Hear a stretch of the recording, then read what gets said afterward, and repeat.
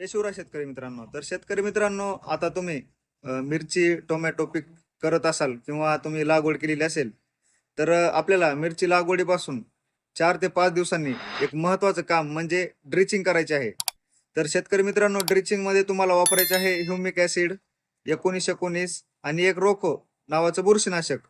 तर शेतकरी मित्रांनो, हे कॉम्बिनेशनने आपल्याला ड्रिचिंग करायचे आहे. तर ही ड्रिचिंग कशा पद्धतीने करायची? तर शेतकरी मित्रांनो, आपल्याला ह्या तिन्हीचं एक मिश्रण करायचं 5 लिटर पाण्यामध्ये किंवा 10 लिटर पाण्यामध्ये आपण आपल्या रोपांच्या लागवडीनुसार.